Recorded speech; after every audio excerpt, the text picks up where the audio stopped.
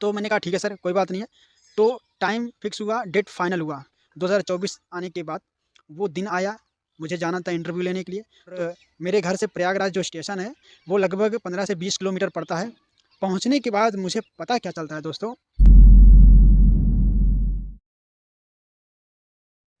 आपको और आपके पूरे परिवार को मेरे तरफ से नए साल की हार्दिक शुभकामनाएँ और ढेर सारी बधाइयाँ।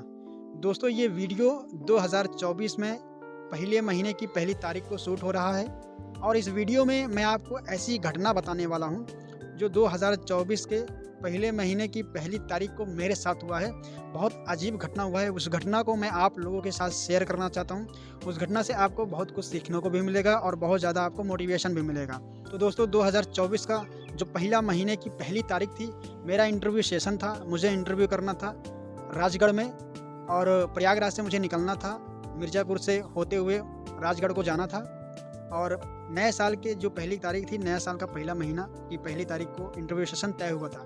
जबकि उस लीडर से लगभग 2 ढाई 3 महीने से मेरी बात हो रही है, बल्कि जो है कि जनवरी में करते हैं।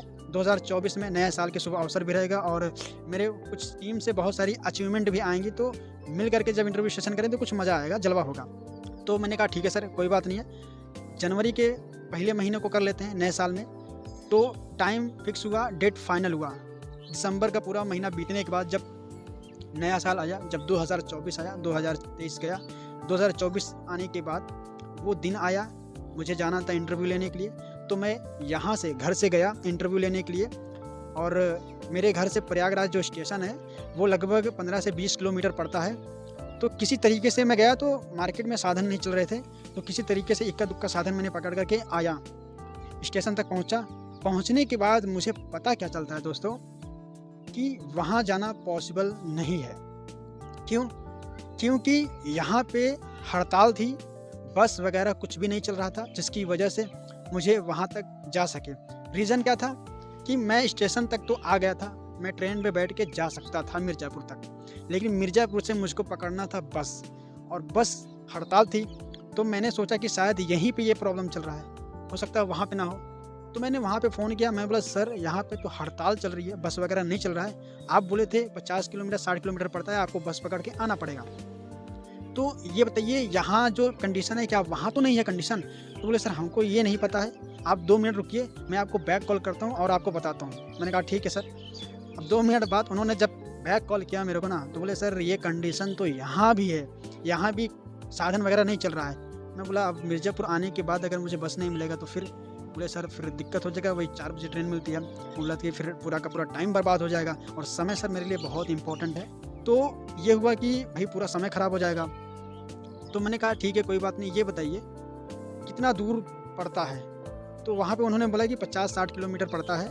पहले नहीं बताया था, जब हड़ताल हो गई थी, जब पूछने लगा कि ये बताइए, आने की हिम्मत बना कि चलो ठीक है आ जाते हैं किसी भी तरीके से, कितना दूर पड़ेगा मिर्ज़ापुर से राजगढ़? तो बोले 50-60 किलोमीटर पड़ेगा।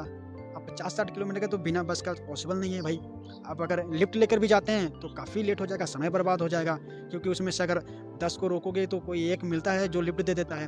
लिफ्ट का रूल ऐसे ही चलता है, नेटवर्किंग का ही रूल है, ठीक है? तो ऐसे हो गया था। तो अब ये हुआ कि फिर कैसे जाया जाए? तो मैंने सोचा चलो ठीक है, शाम को ट्रेन पकड़ते हैं, कोई ऐसी ट्रेन बताओ सर जो वहाँ सीधा जाती हो। तो सर ने बताया, सर त्रिवेणी नाम की कोई ट्रेन बताया कि ये सीधा जाती है। चलो ठीक है, पॉसिबल हो गया, प्रॉब्लम सॉल्व हो गया। अब रात को ट्रेन पकड़ते हैं, शाम को ट्रेन पकड़ते हैं और सीधा वहीं पे जाते हैं, बस का लफड़ा ही नहीं करते हैं, ठीक है? तो जब मैंने ट्रेन सर्च किया तो पता चला एक ट्रेन बता रही है, त्रिवेणी नाम की ट्रेन बता रही है नॉट रनिंग, यानी एक ट्रेन नहीं चल रही है। फिर दूसरा सर्च किया, जब दूसरा सर्च किया तो कैंसिल बता दी, ये ट्रेन कैंसिल ही है, ये भी नहीं जा रही है। तो तीसरा देखा तो एक तीसरी थी जो 8 बजे ट्रेन थी, यानी 8 बजे मैं पकड़ता, फाफमो स्टेशन से हमारे घर के 2-3 किलोमीटर पड़ता है, यहाँ से मिल जाएगी। तो मैं सोचा चलो कोई बात नहीं, लगे पास है, आराम से पकड़ लेंगे। तो यहाँ पे जब देखा तो वो मिर्ज़ापुर तक जा रही थी, और मिर्ज़ापुर जाने के बाद मुझे उतारती कब?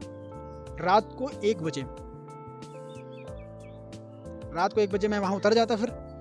लेकिन उतरने के बाद कंडीशन ये आता है, जाने के लिए मैं जा सकता था, कोई दिक्कत नहीं है, मैं रात को वहाँ रुक सकता था, कोई दिक्कत नहीं है। लेकिन अगर मैं यहाँ 8 बजे ट्रेन पकड़ता और वहाँ मैं जाता और सुबह होने के बाद पता चलता कि बस नहीं चल रहा है, वही कंडीशन आज सेम है, तो फिर मेरा पूरा का पूरा दिन खराब हो जाता, पूरा का पूरा समय चला जाता।